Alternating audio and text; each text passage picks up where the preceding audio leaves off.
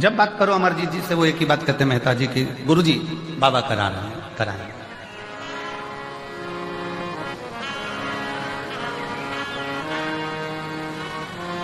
वाहे गुरु जी का खालसा, वाहे गुरु जी की फतेह। करा रहे हैं, वो कराने वाला है, करा रहा है। इसमें हम नहीं।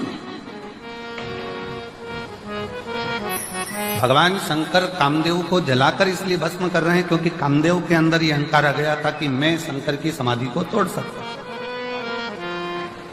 मैं शिव की समाधि को तोड़ सकता। मैं शब्द, मेरा संबोधन अहमता की निशानी।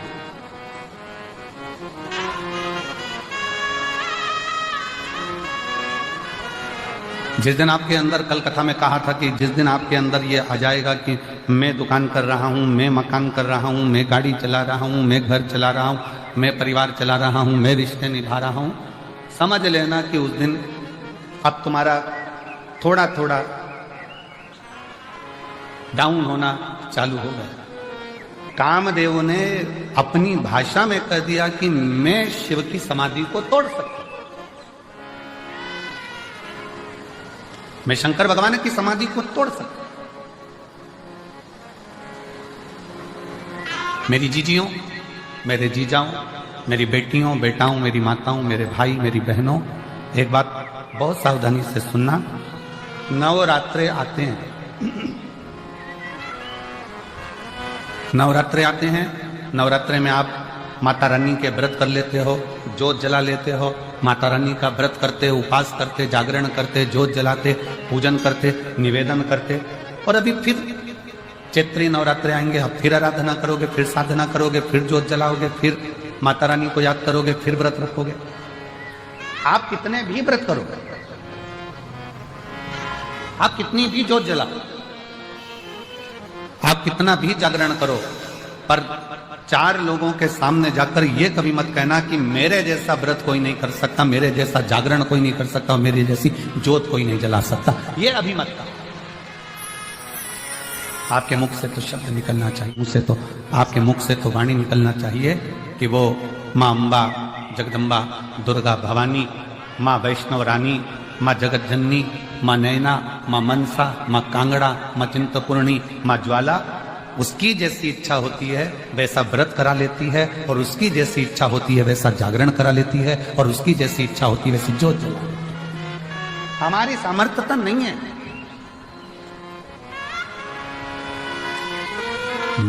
मेरा आपकी कृपा से सब काम हो रहा है, मेरा आपकी कृपा से सब काम हो रहा है।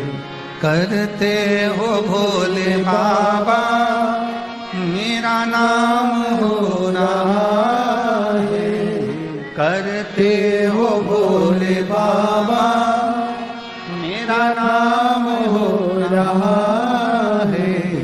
प्रभु आपकी कृपा से सब काम हो रहा है, भोले आपकी कृपा से सब काम हो रहा है।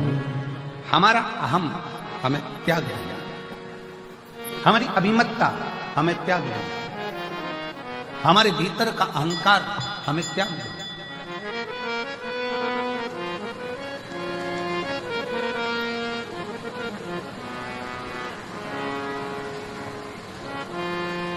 कितना सुंदर गुरु नानक देव जी ने अपनी वाणी में कहा है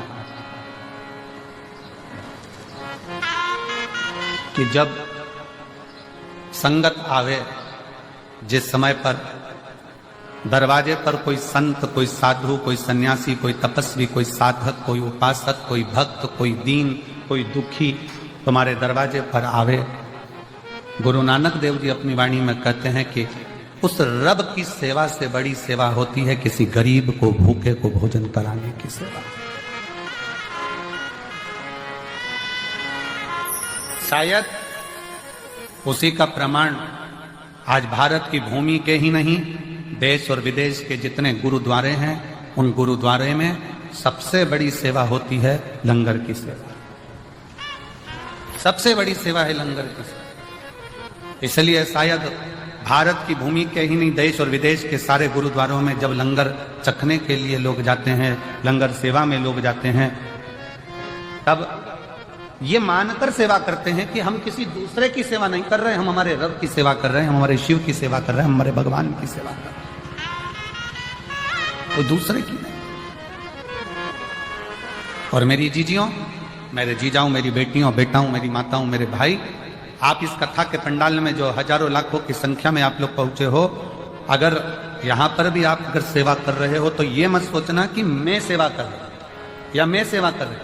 ये तो मेरे बाबा ने कृपा करी, उनकी करुणा हुई, और उनकी करुणा हुई तो मैं कथा के पंडाल तक पहुंची, और उनकी करुणा हुई तो मैंने किसी प्यासे को पानी पिलाया, भूखे को भोजन कराया। भागवत जी किस किसने सुनी है? हाथ उठाओ जरा। सबने सुनी है? रखो हाथ नीचे। भागवत सुनी होगी तो उसमें एक प्रसंग आता है, भगवान सुदामा और भगवान कृष्ण।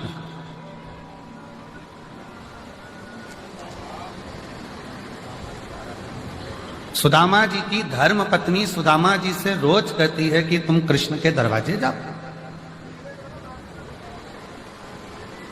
तुम भगवान कृष्ण के द्वार पहुंचो। बार बार कहती है, प्रतिदिन रोज हर बार कहती है कि कृष्ण के दरवाजे जाओ। पर सुदामा जी भगवान कृष्ण के दरवाजे जाते हैं क्या रोज? रोज कहती है सुशीला, सुदामा जी की धर्म पत्नी रोज कहती है, तो भी सुदामा जी भगवान कृष्ण के दरवाजे नहीं जाते।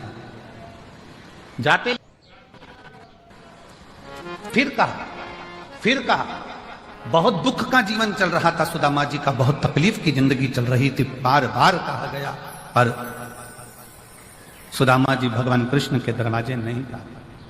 फिर एक दिन सुशीला ने, सुदामा जी की पत्नी ने कहा कि तुम रुको, मैं पड़ोसी के घर से कुछ लेकर आती हूं। पड़ोसी के घर से तंदूल मांग कर लाई, पल्लू में बांध कर सुदामा जी को दिया। सुदामा जी ने वो तंदूल को चावल अपनी बाजू में दबाया और दबाकर लेकर चले गए। ध्यान देना, सुदामा जी के पल्लू में पुण्यमय तंदूल आया तो सुदामा द्वारकाधीश के पास पहुंचे। शिव महापुराण की कथा कहती है, जब हमारी जिंदगी में कोई पुण्य हमारे पल्ले में आता है तब जाकर हम शिव महापुराण की कथा तक पहुंच पाते।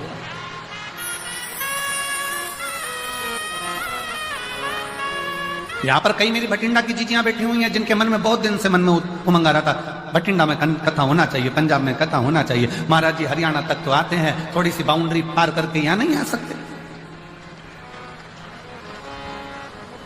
हमारे पंजाब में भी कथा होना चाहिए, हमारे पंजाब में भी कथा होना चाहिए। कितना कितना कोई पुण्य पल्ले में आया, पुण्य पल्ले में आया। हम पिछली बार जब कथा कर कर यहां से गए भटिंडा पंजाब से, तो हमने श्रीविता मेहता जी से, अमर सिंह जी की धर्मपत्नी जी से एक बात यहां से जाते समय हमने कहा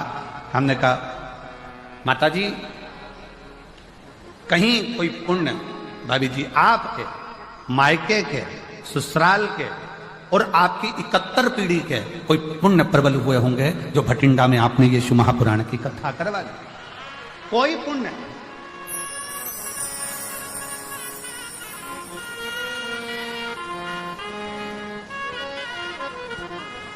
और मैंने तेरे ही भरोसे बाबा, तेरे ही भरोसे हवा विच उड़ती जावागी बाबा, डोर हटो छड़ी लावे मैं कटी जावागी। भोले में तेरी पतंग, शंभो में तेरी पतंग, हवा बिच उड़ती जावागी बाबा, डोर हटो छड़ी लावे मैं कटी जावागी। कोई पुण्य हमारे प्रबल होंगे।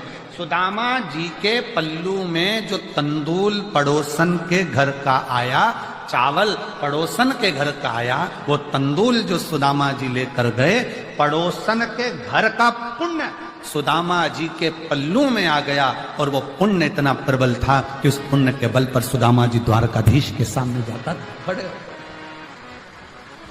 हमको इधर पंजाब का तो नहीं मालूम, पर हमारे मध्य प्रदेश में एक रीति चलती है कि दिवाली के समय पर, होली के समय पर, बैसाखी के समय पर, लोहड़ी के समय पर हमारे उधर ऐसी रीत चलती है कि हमारे घर से मिठाई दूसरे के घर जाती है और दूसरे के घर से मिठाई हमारे घर आती है। अब हमें पंजाब का तो नहीं मालूम, पर हमारे उधर तो ये रीत चलती है।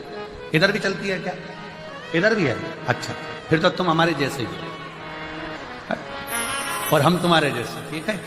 मतलब हमारे उधर ऐसी रीत है कि त्योहार पर, बैसाखी हो, लोहनी हो, दीपावली हो, होली हो, उस समय पर संक्रांति हो, मकर संक्रांति, उस समय पर लड्डू जाता है, मिठाई जाती है और मिठाई पड़ोसी के घर जाती है, रिश्तेदार के जाती है, फिर वहां से भी हमारे यहाँ आती है। और जितनी अच्छी अपने घर की नहीं लगती उतनी पड़ोसी के घर की लगती है। हमारी मासी जी के यहाँ से आई, मामा जी के यहाँ से आई, काका जी के यहाँ से आई, काकी जी के यहाँ से आई, वहां से आई।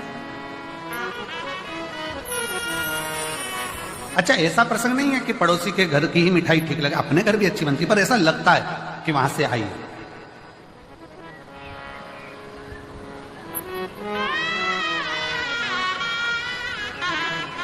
और कभी कभी वो एक प्रसंग याद आ जाता है ना कि वो एक लड़के के पिताजी मर गए। लड़के की मां ने कहा, बेटा चल हरिद्वार में चल के पिंडदान करना, चल। मां और लड़का दोनों हरिद्वार पहुंच गए। घाट पे पंडित जी ने पिंडदान करवाया और पिंडदान करवाने के बाद वहां पर भोजन रखा। इतने में एक कौवा उड़ते उड़ते आया। लड़के ने अपनी मां से कहा, मां देखो, हमने सुना है कौवे के रूप में पितर आते हैं, आज मेरे पिताजी देखो कौवे के रूप में उड़कर आ रहे हैं। मां बोली, हाँ बेटा, ये तो सही है कि पिताजी भोजन लेने आ गए।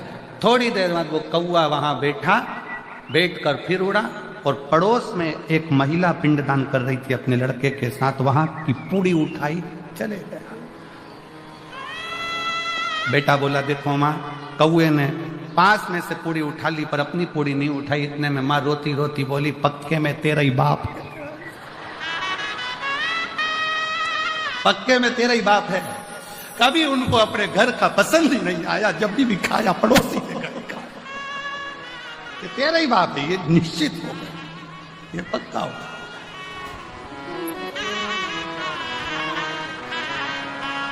अब हमारे उधर की एक रीत है कि भाई मिठाई यहां से आई, वहां से आई, वहां से भी आया। क्यों, किस लिए? हम भारतीयों में ऐसा रिवाज क्यों है कि त्योहार पर, फंक्शन में, उत्सव में अपने घर की मिठाई दूसरे के घर, दूसरे के घर की मिठाई अपने घर, ऐसा हमारे भारतीयों में ऐसा प्रसंग क्यों आता है? उसका कारण केवल एक सुदामा जी के चरित्र से है। सुदामा जी की पत्नी रोज कहती रही कि जाओ द्वारकाधीश के दरवाजे जाओ, द्वारकाधीश के दरवाजे जाओ, द्वारकाधीश के दरवाजे। ऊपर खुला भी। और सुदामा रोज विचार करते हैं कि जाऊंगा। अच्छा, सुदामा जी की पत्नी जैसी दुनिया में किसी की पत्नी भी नहीं हो सकती।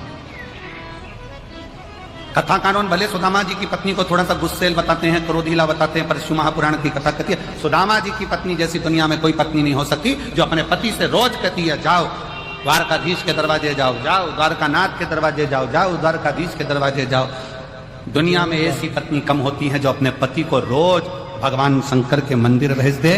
दुनिया में ऐसी पत्नी कम होती हैं जो रोज अपने पति को भगवान के दरवाजे पर भेज दे, सत्संग में भेज दे। सुबह से सुदामा जी की पत्नी उठती थी और रोज कहती थी द्वारकाधीश के पास जाओ, और एक आज की पत्नी सुबह से उठते से कहती है जाओ दूध की थैली लिया।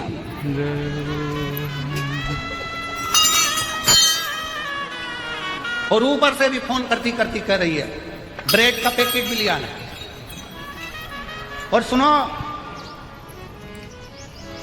आते आते आते आते देखिए ना, थोड़ा वो पार्लर वाली 3 दिन पहले गई थी, आई कि नहीं आई। पति बेचारा डिप्रेशन में, इसके टेंशन।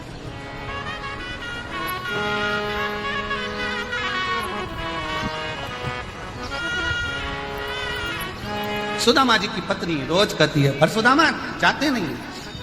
शिव महापुराण की कथा कहती है, जब तक पल्ले में पुण्य एकत्रित नहीं होगा तब तक भगवान के दरवाजे, सत्संग में गुरु के दरवाजे तब तक आप नहीं पहुंच सकते जब तक आपके पल्लू में पुण्य ना हो। इसलिए हमारे भारतीयों में रीत है, पड़ोसी के घर से मिठाई आती है, हम पड़ोसी के घर मिठाई देते हैं कि हो सकता है हमने जितना भजन करा हो, हमने जितना पुण्य करा हो, उससे 4 गुना ज्यादा भजन पुण्य किसी पड़ोसी ने करा होगा तो उसका पुण्य हमारे खाते में आएगा और हम भी पार उतर जाएंगे। इसलिए उसकी रीत हमारे यहाँ आजमाई।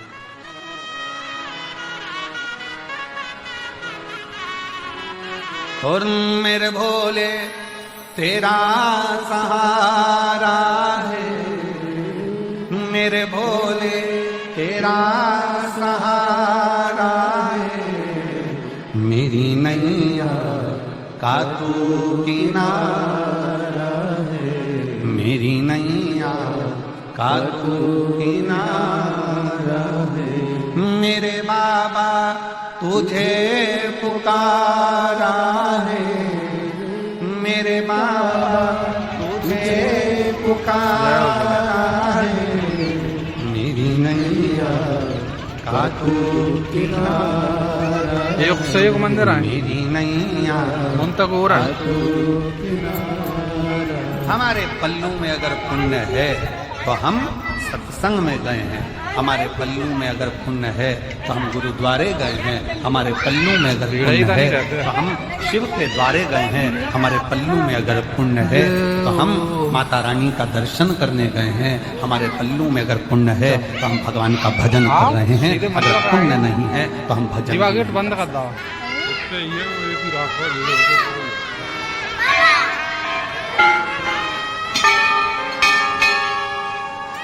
पुण्य अपने पास, क्यों नहीं पहुंच पाओगे? अब पुण्य कैसे कमाओगे? शिव महापुराण की कथा कहती है, हमने पहले भी कथा में कहा, ये कौन सा हाथ है? सीधा। ये कौन सा हाथ है? जम के बोलो, उल्टा। पुण्य का काम कैसे करते हो? जम के बोलो जरा, सीधे हाथ। एक दिन इस उल्टे हाथ को बड़ा बुरा लगा।